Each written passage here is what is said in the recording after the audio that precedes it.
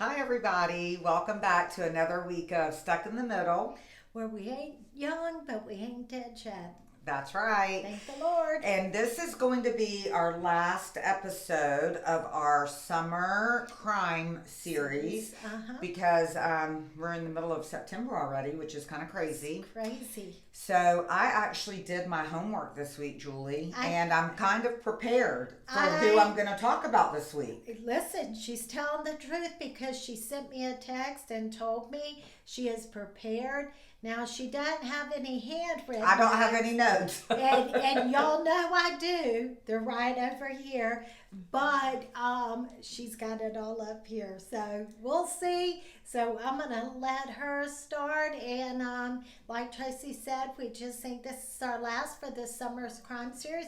I've enjoyed it. I have too, and I tell you, I've actually learned a lot about different things and different crime sprees, and there's actually so many more I do want to talk about, so we will pick it up again, because summer will be here again before you know it. In a blink of an eye. That's for sure, and who knows, we may create our own other excuse to have it even before summer, and call it something else.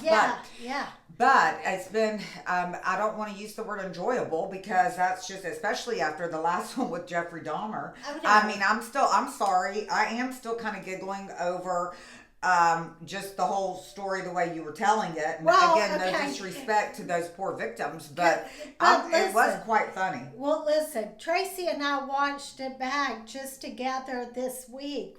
We do that on occasion. And we crack ourselves up. Number one, y'all whether y'all like it or not, we like it. We crack ourselves up. So even when we watched it, and Tracy was nervous and got all laughing, and I had to seriously do an inner pep talk and get myself together. That is funny because Tracy and I have enjoyed that. There are so many out there that we haven't even scratched the surface. Which I have to say, and I'm not going to talk about her today, but when I was doing my research for the crime I'm going to talk about today, or the serial killer that I'm going to talk about today, I actually Googled the most notorious serial killers in the state of Florida. Is how I came up with my list. And this lady was on the top. 15. Her last name, I want to say, was Hoyt or something like that. But the movie Monster is done after based on her. That lady, and boy, was she a rough one, Betty. And she was a rough And one. I went to that movie years ago with my friend and our older kids at the time who weren't very old. And we couldn't sit together because the movie was so crowded. I had no idea what movie I was walking into. Well, it was disgusting. But they all left and didn't tell me they were leaving. And I sat through this terrible movie all by myself. And they had hotel out of there at the Regal in Royal Palm. And I think went to get pizza or something. And didn't tell me they'd left. And I'm sure they probably had cell phones, but mine was probably tucked away down deep in my purse. And the whole time I'm sitting there, I'm feeling guilty, like I need to go get my child out of this nasty movie. Well, Gina had already gotten them out. They all left me in there, and I was by myself. So I did see the movie, but anyway, her name came up on the list yesterday. It has, and I've seen that, and yeah, there are just so many. And which is sad that there's so many. I know, but what's really weird is I, like you, like a lot of you out there, I love the ID channel. I love Dateline. I don't know what that says about me, but same. I do like all of that. So we will go back and discuss it, but this will be our last one for right now until we decide to go back. But let me go ahead and talk about mine before I forget who I'm even here to talk about today because I did not take any notes. But I am going to talk about the Danny Rollin, and he is known as being the Gainesville Ripper. And I don't know if you remember this back in the day, because I do, in 1990. Now, that was the year after I got married. Actually, I knew a lot of people at that time that were still in college, because, I mean, you know what I'm saying? Yeah. And that went to school in Gainesville. Oh, yeah. And there were a couple, if I'm not mistaken in my memory that actually did come back home from that first semester. It happened in August, right when all of the people are getting back to college. See, I don't remember this. And so I'm okay, excited. well, and I'll get to the story. One of the double murders, because there were a total. Danny Rollins. Okay, he was a transient person. He's from Shreveport, Louisiana.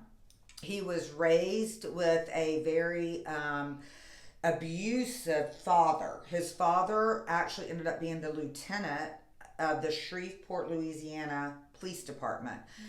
According to everything I researched online, and I even watched like an hour-long documentary about it, he was abused very, very badly by his father as a kid, to the point where his father beat his dog so bad that he was holding his dog in his arms, and his dog died because his dad was beating the dog so bad. And which goes back to Jeffrey Dahmer and many others when they abuse animals. But this was his father, right? That I abused get him. it. I get and it. Again, I'm not giving this guy a hall pass by any stretch, but he was raised in a very, very, very abusive home. Most of them are. And of course, turned to different types of drugs, things like that, to help mask all of the pain that he went through. But he obviously was very, very, very warped. Had many different mental diagnoses. So he ends up here in Florida, and he was actually living in like a camper, right?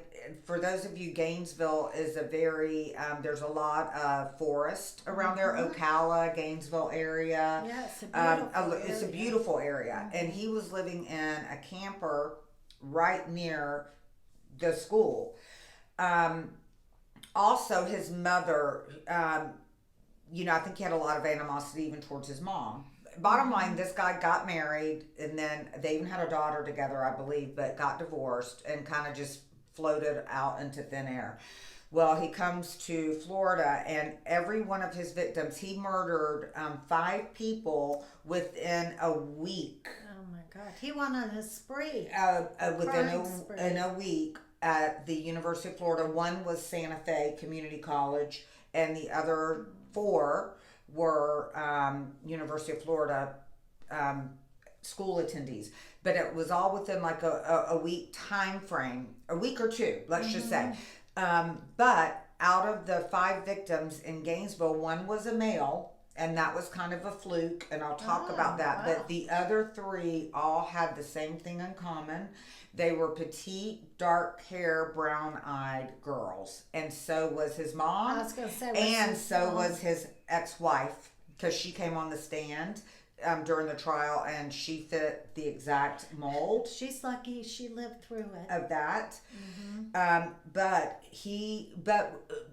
it was so crazy to me, because in watching this, Julie, a lot of the apartment complexes that this guy went to, like Gatorwood, I had friends that lived in Gatorwood when I went to school there, for the 1 year I was there. And so when they talk about the sliding glass doors, I remember those apartments.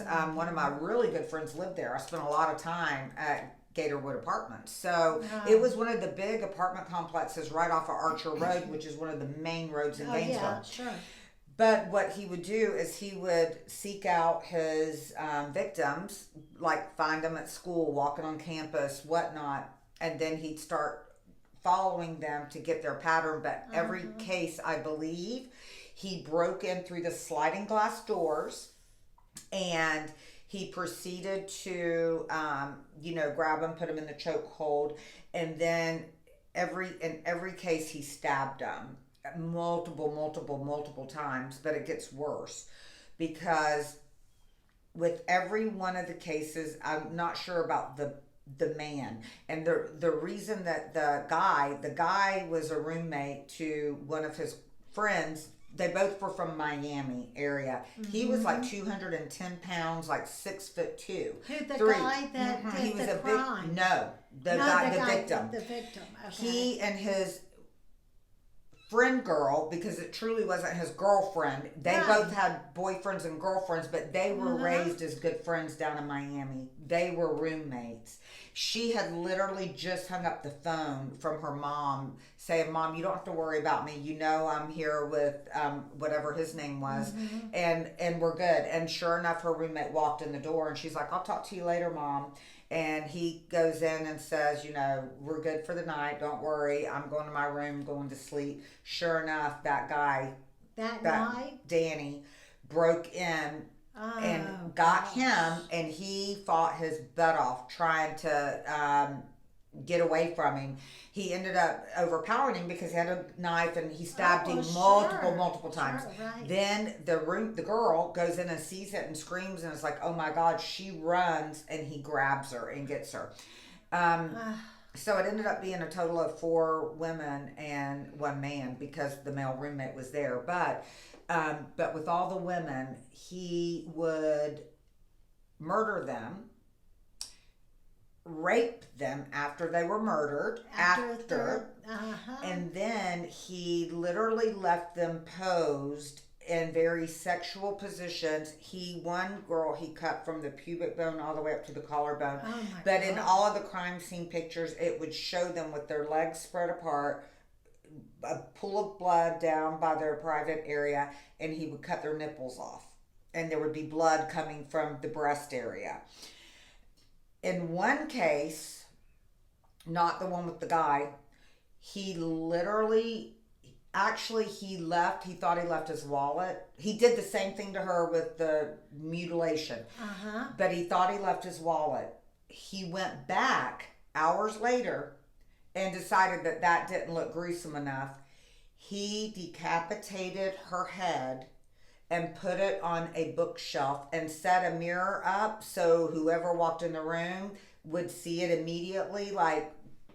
And they think he did that because this girl that he decapitated ironically worked as a side job with the Alachua County Sheriff's Department as like a dispatcher or something. They're thinking it's because of the vendetta that he had against his father with the police. Because the police, she missed her night shift. She worked from midnight to like 5 in the morning. She missed her shift. They sent out the police to do a wellness check.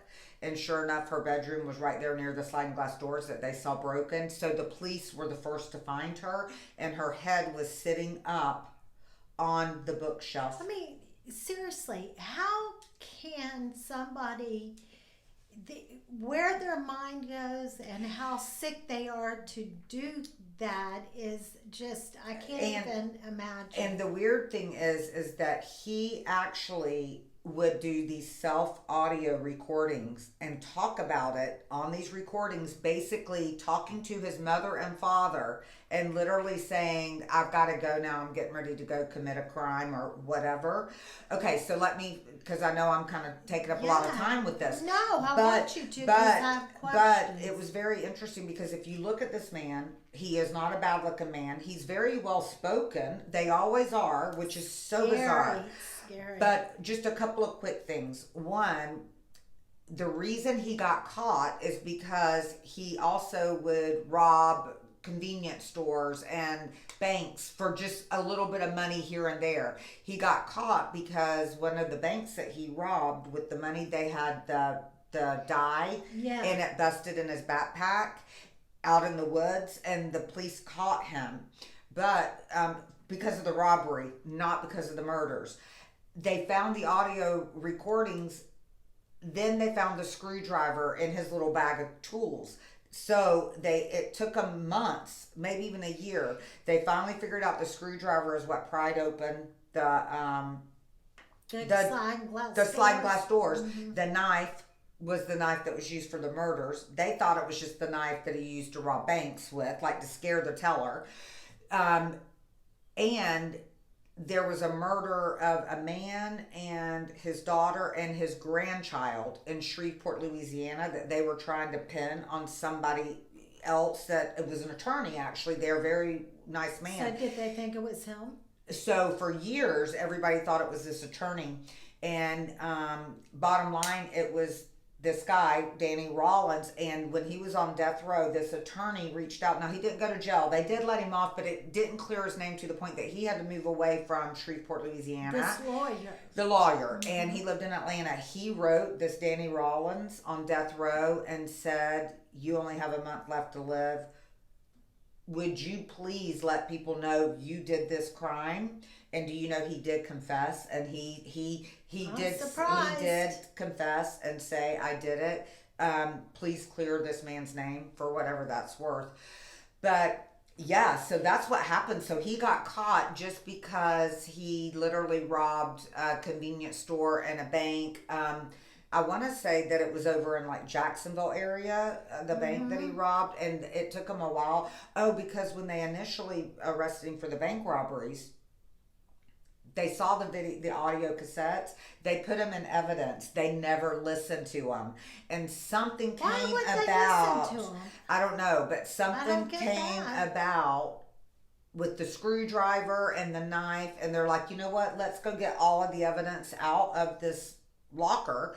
And that's when they heard him confessing on these audio tapes about doing all of these serial murders. So back in 1990, it was a big thing. I remember, God, I think I had a friend that for literally whatever physically reason. moved home from Gainesville because it was like a terrible crime spree that happened right when all these kids were moving up for their, the very first week or two of school. Think about being a parent. It's frightening enough when your kids do go off to college, and then when something like that, or the Ted Bundy, or the guy in Iowa recently, all of that. Oh my gosh. Which that's still on trial. Oh my gosh, that's terrible. That's another one we'll discuss at a later horrible. time. But it's so scary. It's frightening. So my question is to you.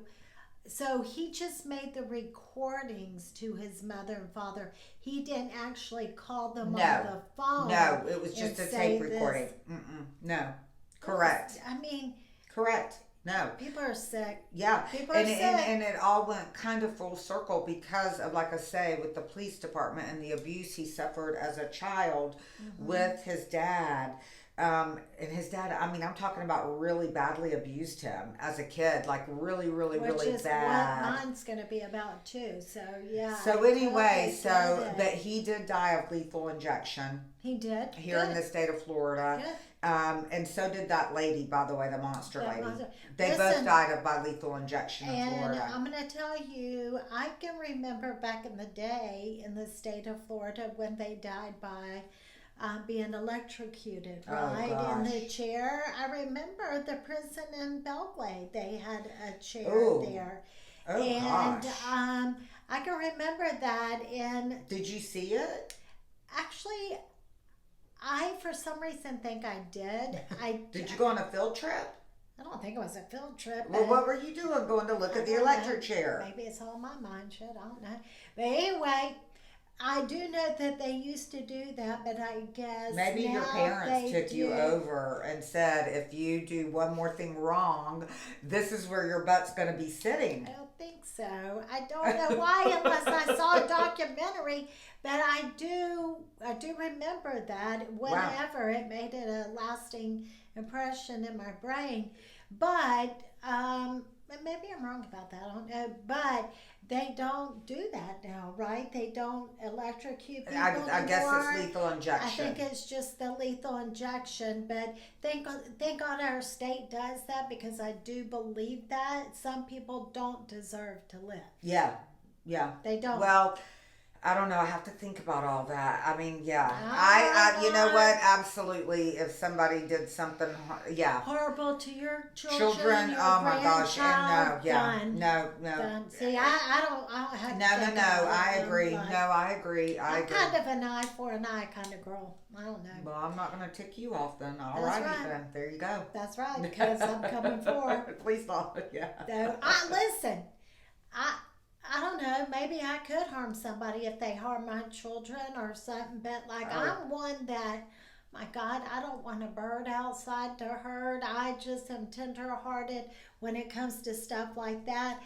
But I am a mama bear, and if you come for my No, children absolutely. or my No, no, no, husband, yeah. I'm coming for you. No, absolutely. Right? Or my grandbaby Yeah, or like something. I could never even imagine. So no, if somebody just No. harms somebody innocently like these people, They deserve by all to die. means, and you know what? And especially knowing that he truly confessed, so there was absolutely Right. not. That's what I'm saying. When it's guilty beyond a shadow of Right. a doubt, my thing would be if there's still always that question out there, if somebody never confessed, you know what I'm saying? Then I would be reluctant, because who would I be to be the one to say, you know, that's why I could never be on a jury, because I would be worrying about things like that all the time. Like, you know, I know you would be. I would not be a good juror, because I would always be the one that's like, unless it was just blatant where they said I did it, I would always be the one that's like, there's still that, you know, reasonable doubt, maybe. We are opposites. Because Maybe. I'm like, you walk in there, I'm just going to say you're guilty. You're going to have to prove you're innocent to me. It ain't the other way around. Don't ever be on my jury. Yeah, no, black or white for me. I don't know. Okay, so moving on to me, I'm going to talk about the Menéndez trial. Oh, Do yes. you The remember brothers. The brothers, the famous trial that happened out in California. Yes. And so I did. I watched a whole series on Netflix, and it did, you know, it had like the movie, and then I watched all of the trial stuff about it, because that was always of interest to me. I think because it was one of the first trials out there that allowed cameras in the courtrooms. Because for years, you know, cameramen and people couldn't go in there. That's why the press was always outside waiting. Yes. But that was one of the first trials that they actually allowed the cameras in the courtroom. And they were good looking, handsome, young, wealthy Yes, people. from Again, that wealthy you in your people. brain think, how could they do this? Like they didn't match Right. what we always suspect. And can I tell you, and goes back to me not having that gray area, and until I watched this and learned more about their life, I, along with all the folks out there watching the trial, made a judgment on what you saw. What was that? What happened was, they, every day, those boys, and this was from their attorneys, they would have them dressed, remember, very preppy. Yes. They wore these sweater vests. Yes. And it really came off of them they looked like smug, rich boys. Okay. That were going after their parents' money, right? I thought that. I really did. And you saw a couple times, and this is over long trial periods, like one of their attorneys said something to them just to kind of relax one of them, ease them, because they did them at different times, you know, the brothers. And so he kind of laughed a little bit at what the lawyer said. It did not come across good to the viewers, such as myself. It kind of, people Like they out felt there, like they were aloof. They were aloof, and they were making a joke out of it, and that they thought these are rich, snobby little boys that got by with murdering their parents. So, with that being said, I do not feel that way anymore. It went back into their father, who I believe was an immigrant, maybe from Cuba, I believe. And so he came over.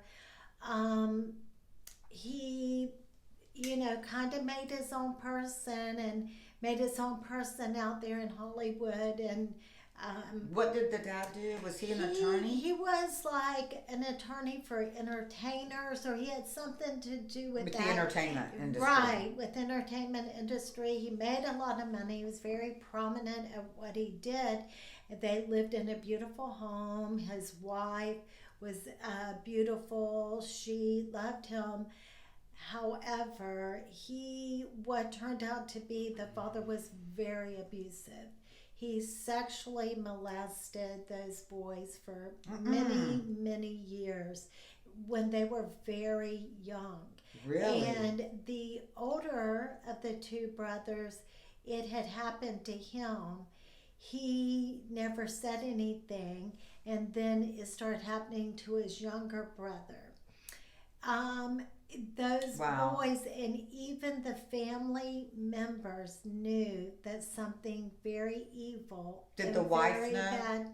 I believe she did. Yes, I do. But I honestly, and this is just my opinion, Uh-huh. once again, so when we say these things, it's just our opinion. Watch it and see how you feel for yourself. Right. But the wife definitely knew it was going on. She, I think, was basically scared of him herself. Mm-hmm. He just was a very mean, abusive person in private, behind doors. And like Wow. some of the family members would come live there. They took a couple family members in under Like their cousins wing, or like something? cousins, to come live there. And they knew something was wrong, but the mother forbade them. They could never go upstairs to where the boys' bedrooms were. The father would get the younger one, take him upstairs. They could hear him cry and moan, and they were forbidden to go up there. There was a lot Oh of my gosh. physical, sexual abuse for many years. And then he was obsessed with them and the whole tennis scene and the tennis lessons. And they even interviewed the tennis coach that the father would sit at every one of those practices, and it was so grueling what he put the kids through, or one in particular through, that the coaches would even say, this is not good. They knew that Like they need to was, rest, or they need to stop. but it was abusive. I mean, they were abusive in every way. Wow. And then even one time, their mother and father chartered this fishing trip, which was very odd. And they interviewed the captain of this boat, and they took them out to see it. And the mother really didn't want to come, but she came. And the captain of this fishing boat, the first mate couldn't come to help, so it was just them out there. It was a very rough day. They shouldn't have gone out on the sea. They made the mother go downstairs, and the boys sat there and talked. They really thought that they were going to lose their life. They really felt as if the father was going to kill, the captain of the boat. They didn't think they were going to come back alive, but something went awry. They came back, and they knew something drastic had to happen because the abuse was getting worse and worse. So the father, almost made the captain go out against his own will? I mean, that No, doesn't he even make chartered him. sense. He chartered him to go out, and I think the father was, the boys, what they said in court was, I think that, the plan was, or maybe the first mate came or something, but they couldn't just get rid of the boys and the captain, and then the father drive the boat back in, because the boys felt like they were going to lose their life that day out there. Like that maybe he set it up for them to go overboard or something? All of them. The father was extremely abusive, So, okay, where is the father now? What happened he's dead. He's dead. Well, sorry, I forgot. Okay. Anyway, so he's not alive anymore. No, so the boys, they did make a plan. They did. How many years apart are they? Like 2? No, they're more than that apart. Okay. Because one was quite a bit older, and Okay. he left and had a lot of guilt about what happened to his brother. Okay. But they did. They came in and they shot their mother and their father. They killed them both because they just really didn't feel that there was any coming back. They just didn't feel they could escape him because her father was very powerful, very. And so they go in, they shot and murdered both their mother and their father. I just don't get the mother part. I mean, other than that they resented her, I guess, because she put up with it, but... Well, she allowed it. She allowed it, and she wouldn't help them. She didn't, it was bad. It was just an abusive situation. And like a lot of these murders and all these serial killers and these folks that commit these things, there's always, if not maybe always, A lot of it's always the abuse. It comes back to childhood, and I'm telling you, like a lot of it is so much of what happens when you're a child. And these boys, they're grown men now, but at the time, I say boys because they were, They're our age now, about mid-50s? Yeah, I would say. You say? Yeah, are they still in prison? Oh, they're in prison for life. Didn't some of them get married? One of them did. I don't know about the other one, and I can tell you this. So they killed their parents. They, admitted to killing their parents. Some people believe it was justified, some people don't. I do understand that they're being punished for, committing these murders, but they had no, they felt like they had no escape. They had no escape, and the father pretty much told them, he wasn't letting them off the hook. And so it was really to me, it was a more sad situation because of all the mental, sexual, grueling abuse they went through, and just horrific abuse. And so here I thought they were just rich, smug boys trying to get their parents' inheritance, which they did. And just what I found interesting is that the family members stood behind the boys, because a lot of times, because they knew they couldn't prove it because they were never allowed, and people just feared him, feared this man.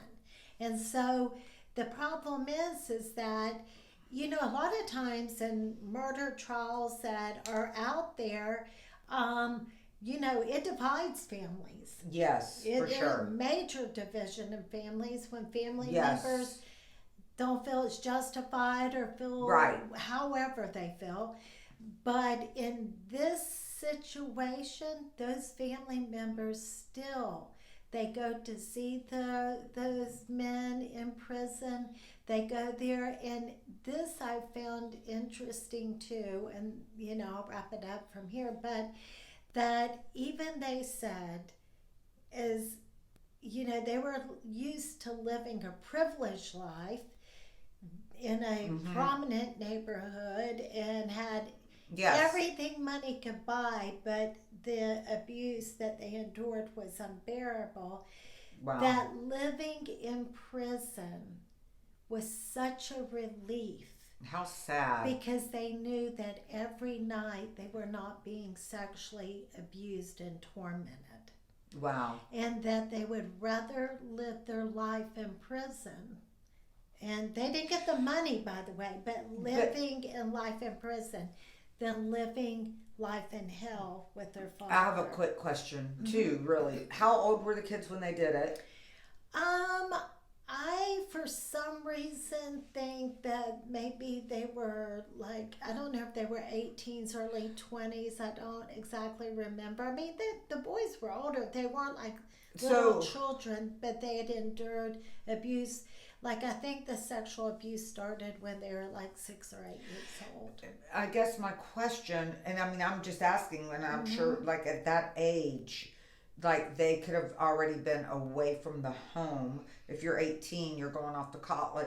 At that point, I would think you should be able to get away from it enough to go to somebody and say, look, this needs to be investigated about my dad, and not be fearful that he could still do that to them because they weren't under his roof. Because of the position and the power his father held, there was nobody they felt they could go to. And the youngest one, who endured the majority of the abuse, was so happy because when he was graduating from high school, he was accepted to these different colleges, and he thought finally he could get away. And his father told him no, that he would be still living at home and going to college. So he knew the abuse, he could never get away. And it was after that this happened. The murders occurred. So Wow. it's still, it's one of those cases that. Did they have any other siblings, sisters, or anything? It was just the two boys. And this was the thing to me, and this is why I brought this particular case up, and the other cases that we've talked about, like the Casey Anthony case being the first of social media. This case being one of the first for the courtroom cameras. The reason why I brought those two cases up is that what you see on camera or what you see in social media or presented in the news isn't always the truth. It could be biased opinions, because my opinions on both cases, but I'll just speak on this one right now because I'm talking about it, because I saw them laugh, because they always came in their little sweater vest and these little preppy. It just goes to show you. It just goes to show you that what you saw on TV, and I definitely, I'm like, they need to go to jail. They've killed their, well, they did go to jail for killing them. But there was so much more to the story. So much more than what you or I as a viewer on TV saw and how the media portrayed it. And that was my whole reason of bringing up both of those. Right. Very interesting, yes. And I would love to see, like, have they been interviewed recently or anything? Because I would really like to see that. Actually, I just looked it up before we came on air today to shoot this episode, that I believe one has a book out, and they have done just one or two jailhouse interviews. And so as grown men, and like you said, one of them did get married, and I believe still is married. So, but he's still in jail. But yes, and will be in jail. But you know, there are women out there and men who like to marry these famous criminals or folks that are out there. I mean, there's like they have a following. Well, I've heard that, that there are a lot of women, and again, like you say, men too, I'm sure, that actually that's their goal, is to, like, they're obsessed with that. They are, because they start writing letters. And maybe they just like to feel needed and stuff. Yes. Right? I guess feel needed or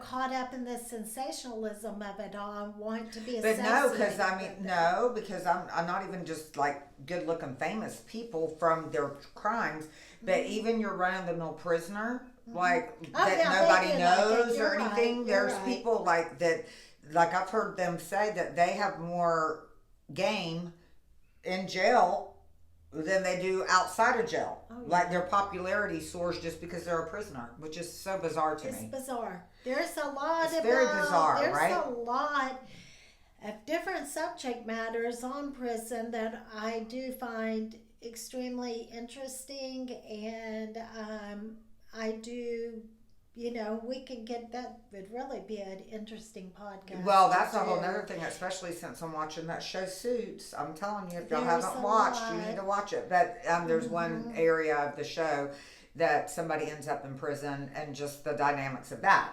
Right, exactly, and how things are ran in prison, and there's a lot that goes on that folks don't realize. And I do believe, depending upon the crime, and once again, it's my opinion only, there does need to be, for these prisoners that get out, we need to be able to teach them a trade to make a living, to get out there, hopefully not to be able to have to commit other crimes. So the ones hopefully can have prison reform, and they have all of that. Yeah, there's tons of reform. Yeah, there's a ton of them. Like there's people that go in and come out 10 times better from an academic. And they have college educations and all of that, or welding or different things, And once again, it depends on the sentence there. Yeah, but I also know of a lot of people that get all of that, like they're able to get that but then there's something that happens to them and they turn into just that mentality. I don't know what they call it, but of being in prison. And Yeah. like, even though like you can be reformed, Mm-hmm. they almost don't know how to get out of the headspace of being in jail. It's Yeah. very strange. There's a lot that goes on. Does that make sense? Yes, and I think that we have It's like a whole nother world. we have a podcast in the making. Anyway, an so episode yes. in the So, making. yeah. But yeah, so anyway, that's how I wanted to end mine on them, and that I find it fascinating, and I'm sure we'll go back and do more at Yes. another time. And guess what? Our Dottager reminded us that it's time for another happy hour episode. So we're going to go from doom and gloom prison sentences to talking Happy a hour. bunch of smack on our happy hour edition, which we are going to film next week. So I know, it should I'm be fun. excited about that, actually. So it'll be fun. And we have our merchandise. We have our merch, Our yes. And again, merch. Claudia, Teresa, I've not forgotten y'all. I swear I'm bringing it to you. But we will be using our merch and enjoying it. So until next week, we hope everybody has a phenomenal week. And don't forget to Like, love share, and care. And always be nice, kind. be Bye. kind people. Bye. Till next week.